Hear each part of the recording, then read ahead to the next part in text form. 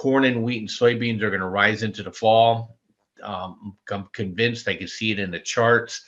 The food processors are going to make money until basically the wholesale catches up to them, and then they're going to be screwed too. They're going to be too high. But yeah, demand destruction.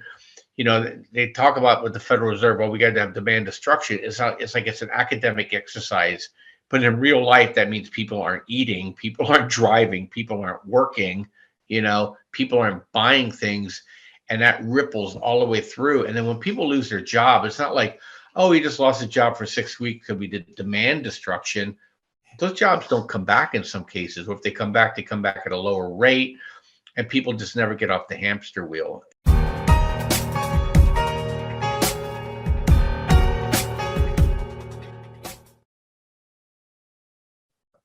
Good afternoon, everyone. Bob Kudla is joining me today, tradelikeagenius.com.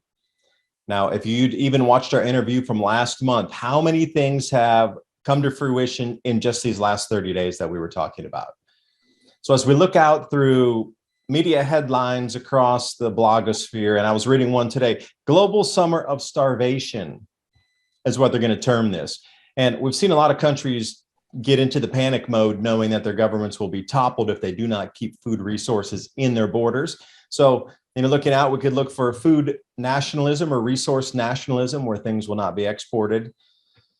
Prices are going to continue higher for energy, and that would include natural gas across the rest of the planet. Like the U.S. might be staved a little bit because of the loading terminal damage that has ceased some of the exports going outbound to Europe. But we're still looking at absurd gasoline prices, which looks like they don't or won't come back down. The reprogramming of pumps across the U.S. for $10 or 4-digit gasoline just shows where they're already, and companies are intending for prices to move to. Then how that's going to curtail the entire economy as we go into depleted crop yields based on non-availability of fertilizers, farmers taking prevent plant because it was too expensive to plant, or they didn't have the actual farm inputs to get it in the ground. The intention versus what's really happening is now very stark. We're setting up to something we haven't seen. I'm not even going to say in multi-generation, it'd be more than multi-century. We're indeed in a special time, and it's really going to start to culminate right now as awareness of food, lack of food, resources being hoarded by countries and then by individuals.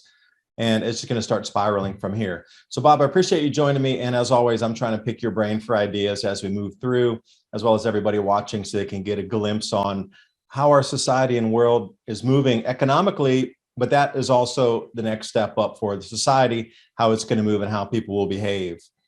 Probably not in a very nice, polite way this time. When it comes to your food and your children starving, your politeness is probably going to be the first thing that goes out the door. But anyway, Bob, thanks for joining. Hey, thanks for having me. First of all, I want to just start off with some good news, is that the summer of starvation is not America, by the way. Okay. Oh, no. So we'll be one of the last countries. Thanks. Yeah. If you're in America, look, it's just going to be the summer of, as I told a lady at Trader Joe's when they only had jumbo eggs instead of large eggs, it's going to be the summer of we're pissed off. Okay.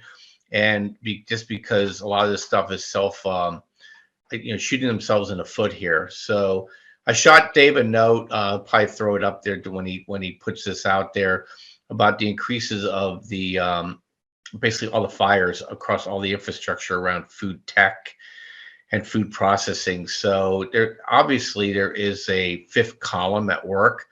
I don't care what anybody tells me, and I'm not a conspiracy theorist.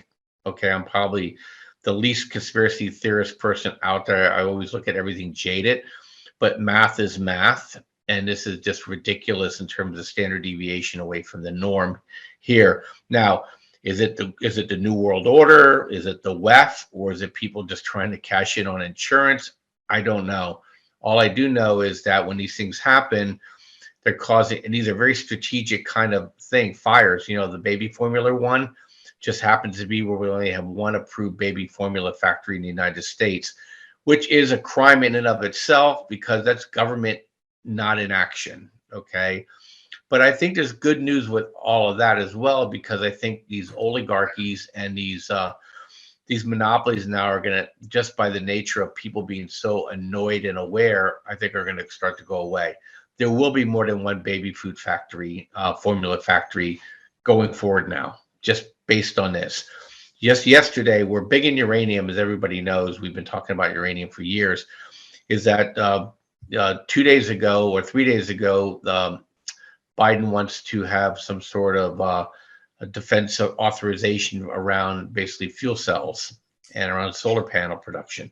Yesterday, it was we're going to buy $4.3 billion worth of enriched uranium domestically. And we own Quad U, which is the domestic producer of uranium, and we own CCJ, which is in Canada, close enough for me. And there's UEC, which has the largest reserves in the ground in the United States. Winner, chicken dinner. We had follow through on it again today. And so I think we're going to start to see the move in uranium. Australia now is starting to ignore their green energy crazies, and they're going to add uranium to their renewable mix. I think it's a smart move. And just so everybody knows, I am a very conservative person, but I love uranium. I love nuclear. I am pro-renewable. I am anti-government getting in front of a natural progression of technology, because that's why we are where we are today. And we put ourselves in a position where Russia felt very comfortable being able to make the moves they made, because we basically make their economy profitable above $90 oil for them. Same with the Saudis, same with the Iranians. We put them all in a position now where people that would like to do us, if not direct harm, but indirect harm, in a position of being able to do so from an economic standpoint. The good news for us is United States, Canada, Mexico, we're resource rich. And then I think what we're going to see here is a collapsing of these commodities. You saw lithium mine in Mexico. Mexico is going to nationalize their lithium mines. You're going to see it with food. India's starting to pull back. They have to. I don't think an Indian government that wants to stay in power is going to export their wheat to a third world country and then find out they don't have enough wheat for their own people. So you're going to start to see that. China got ahead of this game. They knew this game was coming. They caused the game. And so they went ahead and they have 70% of all the stockpiled grains out there. Now, if they don't stay ahead of this, they're in big trouble. But from our standpoint, from Trade Genius's standpoint, is that we've been heavy energy. To pat myself on my own back here is that, we've been in the right stuff here for a long time, but not just in the trades we give, but in my own personal longer term portfolio, we've been raising cash and drifting towards energy for the last 12 months, and we're at the high water mark. I didn't check today yet on all my portfolios, but yesterday we hit a high water mark as I was raising 40% of my portfolios in now cash, just because the energy is dominating so much. Now, will that end? I think so. We'll probably push through the summer here. It's almost a foregone conclusion we'll double top. So oil will probably hit the low 130s again. It's pushed to 123 today, so that's not a big stretch. But probably by the end of summer, we're going to be in a situation where there's going to be enough demand destruction. There's probably going to be some sort of accommodation with Russia going into the fall, just because Europe can't tolerate it anymore. The Russians definitely want a deal. They wanted what they wanted, and they got what they wanted. And, they're going to force Zelensky into a situation where that conflict's going to end.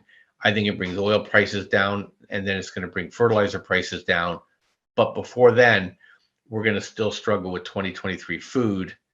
And then I think then we can kind of see where 2024 holds out. Now, my only caveat to all this is that, as Dave knows, is that the climate change with the grand solar minimum and Australia being ice cold again, and the Pacific remaining cold, is that I think we're going to get some sort of macro black swan in one of the growing regions. Which one? I don't know. Dave, you're better at it than I do. I just have this feeling watching the patterns that we're going to get hit somewhere. United States is not coming out of this very, very good in terms of good to excellent growing. We bought CORN, we bought soybean SOYB for the summer in our ETFs for Trade Genius, and we expect those to move higher. So that's my macro view on this. I'm strong energy. Look, natural gas, uranium will push past oil prices. Oil will come down, but uranium is on its way. Look at 2002 to 2008. That's uranium. Natural gas, even though this terminal blew up, which is a blessing for us, they're going to they'll get that ship righted, and we're going to be exporting natural gas to Europe for the next couple of years. Basically, Europe's screw up we're paying for, unless there's going to be political, will to stop that, which I don't think there will be, because the Democrats don't want us to be consuming fossil fuels, and the Republicans are pro energy. So our natural gas is being frozen or liquefied, and it's being sent to Europe because they're paying twice as much as we are, and then it'll slowly drift our prices higher. So if you can't beat them, own them and own those companies. And if you join us, then we'll happily share what those companies are, even dividend-paying companies and some direct, drillers and midstream guys and LPG guys. And there's some really cool two companies that I own in the propane space, liquefied petroleum space, that pay killer dividends, and you can make a good living on this. If not, you're at least staying ahead of the inflation monster by getting these dividend checks to shove back into your gas tank. With the Defense Nationalization and Authorization Act, do you think, because there's so much silver involved in a solar panel and different types of this green energy production, that would affect the silver price going upward? And the rerouting of oil from Western Africa to Europe in this interim phase before some of these pipelines may come back online for Russian oil, that's going to draw away heavily from Chinese imports to the tune of 1.5 million barrels a day. So how do you see that? Because Europe right now is absolutely coddling everybody, offering new deals down across Western Africa to get that oil rerouted up there. So we're suddenly looking at a spigot turnoff in China, and the silver price is going anywhere. But we look at grains, and as we progress through these crop tours, then we'll really get some good analysis on what's grown or not grown. But right now, the Tonga eruption is one of the biggest things to look at that's not being talked about for this upcoming Southern Hemisphere growth season. That ash column, for anybody that didn't hear NASA's newest projection, was 192,000 feet eject. The largest, tallest one that has been recorded, even back to the Tambora eruption. Wow. So when you're looking at the ash drift, you're looking at, Argentina would be my call on that, with the largest amount of reduction, followed by Chile, Peru, and then Brazil. South America is going to be heavily affected more than others, and look for Western Australia also to reduce. But this was more going toward that 20-degree north or south latitude band there, where that ash would circulate the most heavy and stay in its band as it was moving through the cloud cells down to the Southern Hemisphere pole there, to the South Pole. The thing with the oil moving around, oil is not the problem so much as it is the refined gasoline.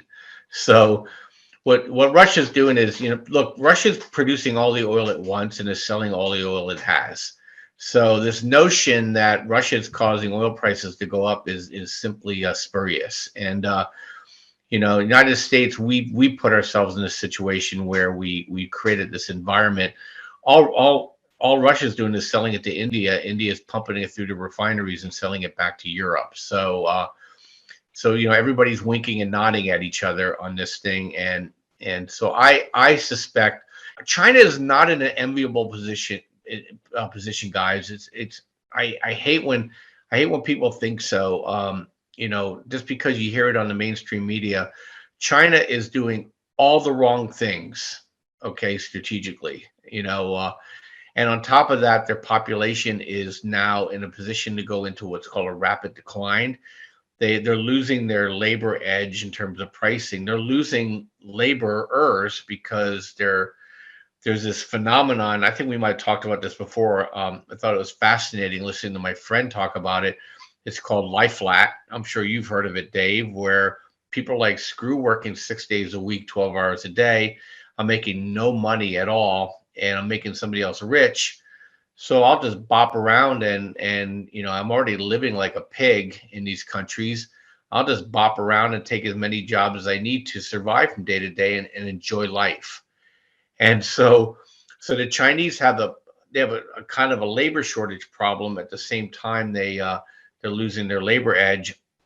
And God knows what Xi's up to with all these lockdowns. I don't know if it's a internal domestic political or if he's trying to export inflation to us. But whatever it's doing, it's harming him more than it's harming everybody else. And I think China is going to be in a situation where they're going to be in big trouble too. And so if they have a false step on food production, especially if the La Nina flips back to El Nino, I think it's going to cause some issues in China from food standpoint too. But bottom line for me is that between now and September, corn prices, soybean prices are going higher.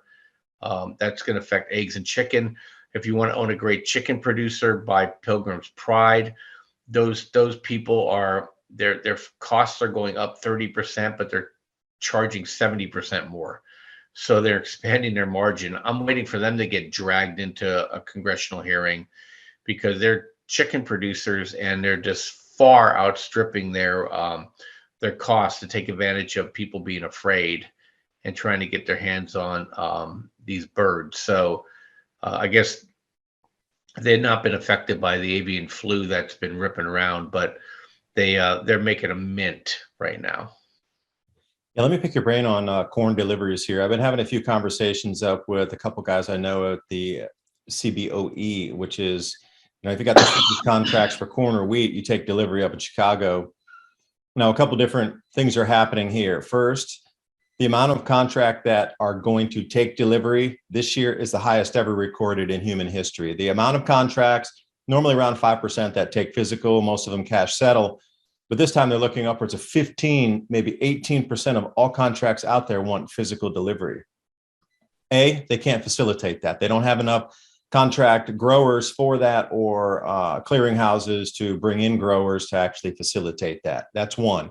The amount of fines that these clearinghouses are going to be fined per day because they can't deliver on contracts is going to wipe out a few of them.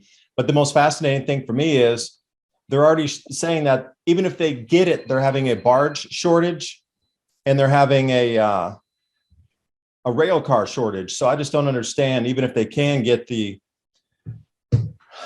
corn or wheat in under their belts, they're not going to be able to move it. And then there's non-delivery. So, walk me through that as a mind experiment. If they're not able to deliver on contract, I have it, I want physical. Oh, I can't get transportation either. So how is this going to, throw out, I guess, some sticky gum into the works here? Because, and trailing that on, if these factories can't get their input source, they're just going to start laying off people, or they're going to close the factories, and that leads in higher unemployment. And the daisy chain can go pretty far on this one.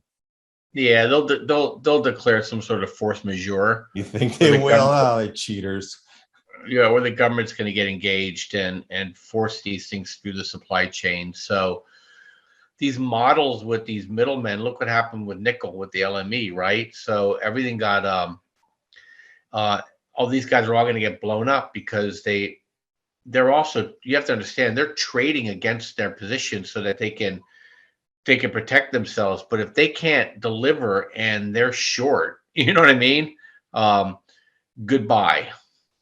And that's what's going to happen. So a lot of these guys are going to blow up, and that will ripple through the banking system too. So I have a feeling they're going to force majeure these things, and they're going to try to figure their way through this process. What I don't know is, do we have a lot in storage right now, or is everybody waiting to get their hands on what's coming out of the ground this year? That's a little bit beyond what I look at, because I'm primarily looking at just a more higher level. Is there enough coming out of the ground? But corn, right now I think there's a 10% move in it. We just got a buy signal on it. We're definitely, and I'm talking the ETF, the buy signal hit around 27.50. I was already in it, but we're looking at probably 30.31. So that's grain at basically the commodity level, a 10%, move higher here. And I'm talking to you guys, but I'm actually looking at a chart at the same time. So if I'm looking like I'm looking weird, that's what I'm doing here. Is that right now, the last time we had a move here in February, we had a 21% move. And then the next buy signal we had was flat. The next one was a 6% move. And then this was basically a flat move. This next move coming up is likely to be a 12 to 15% move higher. And this is when you look at year over year, we're year over year 20% higher already, Dave. So, all this stuff ripples through the chain as we go on. And, corn, soybeans the same way.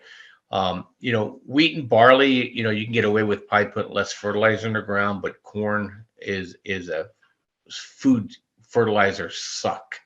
It definitely needs fertilizer, and soybeans can produce some of their own. I also noticed nitrogen, because I follow a nitrogen company that produces it from natural gas. They create their ammonia and or ammonium for fertilizers, and people just stopped buying it because it was so expensive. I think it got to $1,000 or something like that, and people just stopped buying it. Period.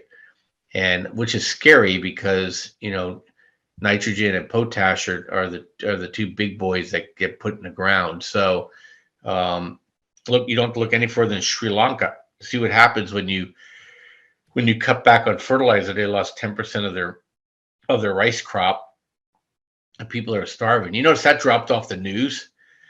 I'm sure they haven't solved that problem, but they have no money to buy anything. They can't import anything. So I don't know what they're doing.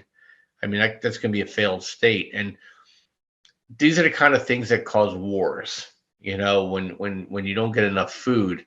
And he controls a very, very strategic, strait there in terms of Bosphorus, that he can block things coming and going. That's the reason why I think Russia is going to probably relent at some point, because they have to use that strait to get goods out of their country.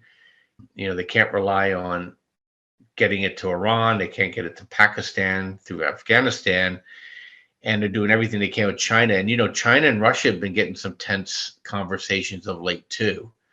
So he's going to have to make some sort of rapprochement. Look, if France already said, they'll do whatever, right? So France and Germany will relent. They'll force Zelensky, and then I think, we're going to, basically that geopolitical is going to end, because if it doesn't, then I think 2024 is going to be the year of worldwide starvation. Yeah, I was seeing that some of their shallower water ports, I forget the name, it starts with a T. It's right there at the Black Sea. They're rerouting the oil down to the Baku pipeline and then sending it through the BTC pipeline down to Ceyhan, which offloads into a deep water port off of Turkey. So they're doing that zigzag, but it's costing a little extra. But there's buyers down there waiting to siphon it up, specifically Indian ships. And, you made a real good call last month when you were saying that look for the price of fertilizer to drop, because it did. It kind of peaked out, and then wham, it dropped off a good 10, 12%. And Brazil has so much tonnage in their warehouses. I was looking at 3.5 million tons of fertilizer in the warehouse. Reason being, the price got too high. Demand destruction. So the farmers couldn't buy it at a certain price. So the warehouses are chock-a-block completely, not even a square inch left of filling up fertilizer. So now the prices are starting to drop. And you'd made a very specific call last month that fertilizer prices were going to drop through this first phase, and the real shortages would start in 2023. Well, I'll be very in agreement with you on that, especially as we move through. Another caveat to look at is, people are going to start to understand these food shortages. They'll have to grow their own food, and there's going to be a run on farming tools and things that you can buy. And then we'll watch all these prices increase again next year. I think this kind of goes into the fall. People say that's good news, but it's good news, bad news, because the farmers don't need the fertilizer right now. And so, they and they're not sure they're going to plant next year. So it's going to be, because it's not just a fertilizer problem. The people that I know that farm, I don't have to tell you, you're a farmer now. So a lot of these guys need diesel and propane, and it's lights out expensive, and you can't dry your stuff anymore. So, I'm pretty familiar with a farmer in Pennsylvania, and And they're doing all kinds of crazy things to swap instead of trying to dry their own stuff. They're, do I leave the stuff in the field longer? Do I take a risk there? Uh, they basically said, hey, look, we're gonna now make more of our own animals because of this, and we're gonna basically chop our own feed, because we need to control more of the supply chain, because the price between that level and the retail is cataclysmically wider now, and and the farmers have to vertically integrate to be able to make money. But yeah, fertilizer's down till September. Then I think it's going to pop. Corn and wheat and soybeans are going to rise into the fall. I'm convinced. I can see it in the charts. The food processors are going to make money until basically the wholesale catches up to them, and then they're going to be screwed too. They're going to be too high. But yeah, demand destruction. They talk about with the Federal Reserve, well, we got to have demand destruction. It's like it's an academic exercise, but in real life, that means people aren't eating, people aren't driving, people aren't working, people aren't buying things, and that ripples all the way through. And then when people lose their job, it's not like, oh, he just lost his job for 6 weeks because we did demand destruction. Those jobs don't come back in some cases. Or if they come back at a lower rate, and people just never get off the hamster wheel. So where does that leave us if we have a real drought-ridden, grow season where nothing really matures, ears are smaller, kernel sizes are smaller, everything is reduced in yield? Then what? Yeah, then you get price of pork and beef that will fall short term, and take advantage of it and stock up your freezer, because then the next 2 years it's going to be brutally high. We've seen this before with bacon a couple of years ago when it got all the way up to like $17 a pound. Before it came back, we've seen it with beef. Beef prices have come down again, but they're starting to kick back up. So what you have to do in these situations is it's going to be feast and famine for the farmers too. When they have to dump their animals onto the market because they can't feed them, is that it causes a short-term glut. And that's when you have to buy. And then when it becomes dear, you just don't eat it. You roll down to chicken and other proteins. But here's the wheel, right? 90 days to get a chicken to the market, 9 months to get a pig to the market, and it's 2 to 3 years to get basically a steer to the market. So if they start wiping them out, that's why beef always takes so long to come back. And especially if you really cull the herd, because you don't have enough mamas to produce the new babies. I mean, a chicken needs grain to make eggs. So and then you have these terrible farms, basically 3 million egg ranch in Minnesota. I think that's what's causing Trader Joe's so many problems right now, because I think they were the big buyer from that ranch, which is just amazing to me how a factory, I guess must have been all the the chicken manure must have just went up in flames, which is insane. It was a metal building and it burned like it was wood. How does that happen? Crazy. Like And they didn't have any sections of that cordoned off where they would think that would happen, or you wouldn't want smoke to go in or any kind of contamination to go into the next house. Like there wouldn't be a literal firewall between there for fire code to stop that. I'm baffled by some of these things like you are. Yeah, no fire suppression at all. Crazy.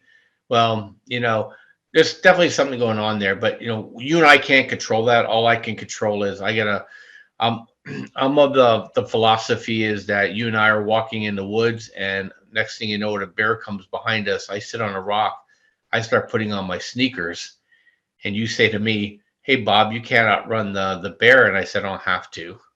I just have to outrun you." And that's how you have to think about this stuff when you're trying to, for your family, is that I'll control what I can control. I'll cut back where I can cut back. I'll modify where I can modify. But the best way of maintaining your standard of living is to basically out earn your problem. And so I was always trying to help people understand that. And then this is just like throwing an accelerant right at the same time that we're going to run into basically peak productivity on the farms. And, like I said, natural gas, you mentioned silver, we'll talk silver in a second, but to me, the areas that you want to focus on, natural gas, you want to own silver, you want to own energy. Now you want to own propane, liquid petroleum products, Absolutely. That wasn't on my radar 2 years ago. I own a bunch of it now. And then food processing companies, you want to be in the supply chain. And then on the commodity level, you don't have to be a futures trader. You can own these ETFs, wheat, corn, soybeans, and then you'll be able to manage your position. And then if we're in an inflationary environment, you want to own energy. If we slip into deflation, you're going to own, believe it or not, you want to own bonds. Keep your life simple, and you're going to out earn your cost of living increases, and then you'll be in a position with less stress, and you don't need a whole lot of money to do this kind of stuff. So look at the moves we had in uranium, 25% move in 2 weeks. If you just follow the rhythm of these trades, you're going to be able to make a lot of money fast and then hop off and then look for the next opportunity in the same space. So we certainly can help you with that. Because that's one thing, these markets are going to continue to trade all the way through the tumultuous times, and again, I've always said this is one of the biggest opportunities in human history, because there's going to be more needs that are going to arise during this time to solve problems of this time. But at the same time, if you can look out into the future, just a sliver, and you can see where the problems will be focused, that's exactly what Bob's talking about here and what we're both seeing moving along. So 2023 is going to be a completely different animal than what we're seeing now. So, it's good to talk about what's coming up to this point through the harvest season, how people's minds might react. Russia's really put us in a corner, so they're going to be causing civil unrest and hunger. And a lot of people go to the streets, which is even more, I guess, detrimental for a government, because it's just different than having an army move somewhere. Now you got your own citizens fighting against a destabilization platform there. But 2023 is going to unravel in a completely different fashion once the awareness of people needing to be more self-sufficient. And the reason I bring that up is silver. And I talked to a lot of people who are prepping out, getting ready for this, holding on to the metals there. So, Defense Authorization Act, using a lot of silver in solar panels and green tech, and then also silver for tradables, barterables during a scenario that could be envisioned if there's some sort of banking holiday, or if things are revalued, or something, zeros lopped off the currency, that piece of silver is still going to have its value. So what are you thinking from here through 23? Yeah, so the Fed has to stop raising interest rates for silver to really take off, although it stopped going down. And we took some positions in GOLD, which is Barrick Gold, GDX, GDXJ, and we got our first buy signal in SLV for a long, long time. So I own personally, in my long-term portfolio, own Hecla. And the reason why I own Hecla, I'm a United States citizen. They have most of their mines in the US. And I want to own things that are close to my legal system, whether I trust my government or not. Let me stop for a second. What do you think about nationalization of mines in a national emergency, and you own those mines? Do you think that those mines could be nationalized? Not in the United States. They're going to do this defense authorization, execute whatever it is called, to force them to produce. You may get a situation where, but Congress has to approve it. Biden just can't declare an emergency and start doing price controls all over the place. There'll be a lot of lawsuits on that. They'll have to justify it. But yeah, look, you're going to see pressure. You're already hearing people screaming about we need windfall profit taxes on energy producers. So yeah, I would start seeing it. Food will be the one that people will be mostly interested in. Silver is a little bit like, how does that connect with food? But food prices, you're going to see companies like Pilgrim's Pride getting dragged up in front of Congress saying, hey, the cost of your product went up 30%. Why are you doubling the cost of food? You're taking advantage of people. People can't afford it. They're going to starve. We're going to engage legislatively. So I think you'll see that in food. I don't think you'll see it in the miners so much. You see what I think is happening. So the Trump protected, created this strategic metals thing. Biden's now taken the next step forward, which I fully support. We got to protect our domestic industries here, so people don't suck us dry. And I think you're going to see other countries going to go tit for tat, because people are starting to understand now, saying, oh, shoot, Europe and the United States China have been sucking our countries dry. We have nothing to show for it. So you're going to start seeing more nationalization to mines outside of what I call the big five, what do you call it, the big what is the Five Eyes countries, right? So and I think you'll see Argentina will do it too because they're chronically in debt. They'll probably nationalize mines there. And but United States, Canada, look, you keep your money in United States, Canada, Australia. I mean, look, I'm in my backyard. I already replaced 15% of my grocery purchases, and I have a small yard. You'll start seeing that multiplied, across the board here as people will start saying, I have to do more myself. I have a neighbor now that has 6 chickens. He doesn't buy eggs anymore, and so you're going to see more and more of that kind of stuff, and where people are gonna try to control their own personal supply chains, which is a great idea, and forget Trade Genius trying to pitch my services kind of stuff, and you talking about Grant Sullivan. There's tremendous opportunities here. I mean, if I was 25 again, food tech is where I'd be knee deep into food tech. I mean, there's going to be millions are going to be made in food tech, and not to plug anywhere else to go, but if you just go out onto YouTube and just look at what the Israelis and the Dutch and the U.S. is doing in terms of the technologies that are being created are mind blowing. You're basically climate independent for a lot of food now, and so I think you're going to see more and more of those opportunities, and I think people need to kind of open their horizons a little bit. And plus, the fact is, maybe it'll get you out of the city, where the cities are going to be pretty unsafe. I'm going to go look at they're stealing stuff now to sell on the streets. Wait till they start stealing food, and then the food trucks just won't come in, and you're going to see massive exodus out of these cities. So just remember, just draw a circle 180 miles around any city center. You want to be outside of all those, and that's basically getting your car to and back if you're going to go try to rob and pillage, right? So if you're outside that area, they're not going to be able to rob and pillage you if the stuff hits the fan. But hey, I got one more for you. I know I always like to jump around, but if you want a cobalt company in Canada, there's some OTC companies out there. I think it's CCWOF. I own a little bit of it. It's a cobalt company. I think it's cobalt and uranium in the I think it's either not PEI, but it's in Nova Scotia. It's in that northeast, one of those northeastern provinces. Nunavut or something. Yeah, there's that whole area up there. And that was the last glaciation point of what we consider the Wisconsin glaciation point, was right up there in the Nunavut Island area. So the side bit of info there. So keep going. Sorry to cut you off. Yeah, no, I think, and look, Canada can't survive without selling their resources. So, you're going to look for opportunities. I own Canalaska Uranium. That's a good company. It's an OTC company.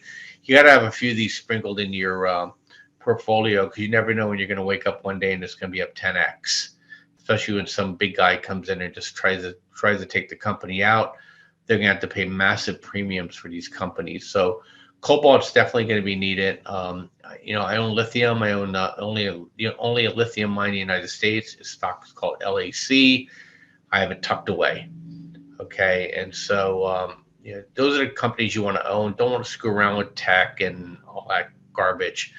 You want to own things that hurt when you drop it, okay, and that people will need when they're starving, okay? But that means like a piece of metal on your toe. Ouch. You really are talking about physical metals, because moving this green agenda, they're going to need metals. They're going to need an enormous amount of metals if they're going to really push it. I mean, you could probably do a whole show on just listing the metals from A to Z that are going to be needed in this conversion just to green tech.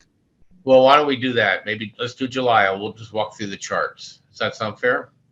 Yeah, and just focus it on metals and grains, and things that you put in your belly that can keep a society moving forward. But at the same time, that set of meetings that was going on in Davos, Switzerland, they had already said that there was over $100 trillion already pledged to this green conversion as of this year in financing. So this is not going away. It is going to continue in its journey down, however far it needs to go. But there's a lot of metals that are going to be involved in this, and most of them are not above ground right now at the level they need to get us even 5% of the way down to where they envision this 100% renewable energy world that we're going to be living in. So between there, that's going to be a long journey, and there's going to be a lot of companies that are going to benefit from that. Yeah, look, you can only fight it so much. Unless you're overtly doing something immoral, it's okay to invest in these companies, okay? Unless you know what they're producing is an immoral product. But you know, whether you agree or disagree with renewable energy or the Green New Deal, I think it's coming regardless. I think there's probably a very real concern about, do we have enough fossil or petroleum-based fuels going forward? So it's legitimate to look at these things. It's illegitimate the way they're going about doing it, but definitely we're leaning that way. Look, I just saw a boat totally 100% solar. Okay. I see you're going to start seeing these things come up. I've seen all the harbor cruising boats now are basically battery solar, no problems. And now you're seeing this incredible wind technology with kites. You've seen the kite sailing on these massive 14 to 15% reduction. See, we just need to apply our engineers to these problems, and you're gonna be able to reduce the cost of energy in the supply chain. If government gets involved and they just subsidize the wrong crap for the politically connected, versus letting these prices go where they go normally, and allow technology to create cheaper and cheaper energy. That's what happened when Trump was in. We were basically taking advantage of the efficiencies that were coming into it, and he just added supply to that and created basically a Goldilocks scenario around between $40 and $60 a barrel. And so people don't realize, the United States, we're profitable $40 to $60 a barrel. Russia and Saudi Arabia are not. And we're the idiots that let them now make money on energy, where we could have sat at $40 to $60 and just keep driving domestic production and driving technology and but anyway, I'm on a horse now. But that's not very global agenda there, Bob. You sound so nationalist. You're not allowed to do that. We're in a global agenda. How dare you? Yeah, well, I think what's going to happen is that the globalists are causing the national agenda to come forward. It's so funny. They did the League of Nations, and what did we get? We got World War II, right? They do the UN, and what do we have? 50 years of conflicts all around the world. Now there's WEFs coming in, and we're getting populist governments going to be populating throughout the whole United States. I think it's whatever they call it, the fourth turning. I think it's all part of it. So, we're getting tribal, okay? And these long supply chains to benefit some rich dude somewhere else is not going to fly when people are like saying, hey, you know what? That corn's not leaving Pennsylvania, okay? It better be going in my belly, or it better be going into my cow or pig or chicken or egg, okay? And then I'll buy it here, versus you shipping it all the way to China and then have me pay twice as much for the food because you just sent it over there on a sweetheart deal. So I think you're going to see a lot more of that kind of stuff. And then I got to run. I can't believe the time always flies with you, Dave. But check us out. Trade with us. We're doing TradeGeniusAcademy.com or TradeLikeAGenius.com. Promo code Father's Day, one word. The bundle is 65% off. We trade stocks. We trade crypto. We trade the futures markets. We'll even teach you how to do this stuff. We have algorithms. You have access to them. So it's a good system. You're making money. I'm happy to show you guys the system next month. I think you'll like it, and we'll walk through all the commodity companies. I'll show you some good dividend-paying companies, and look, you can stay ahead of this beast, okay? And be one of the winners out of this. Don't be one of the victims. And you don't need a whole lot of money to trade, and we'll show you how to do it. And as Dave will tell you, I'm not a Lambo guy. I don't promise you riches, but I definitely will keep you ahead of the game and put you in a situation where you'll have life lessons and skills to be able to independently take care of your family. And that's the way we need to think, bringing it back again, taking care of our families in a local fashion where everybody benefits, because humanity is working together versus fighting each other. And again, this whole top-down approach of million-mile delivery chains, not going to work. And the changing magnetic field of the sun might also have some effects on how our brain is also behaving and perception of reality. So you're going to see a lot of changes coming through. But Bob, thanks for the info. I got a whole note list here as you were talking. And I do thank you for sharing your ideas today. And everybody out there, I'll put the link in the description box below so you can just go click and go. You don't have to type anything into your browser bar, make it that much easier. Please visit tradelikeagenius.com, see what Bob has over there. And until next month, do your own research.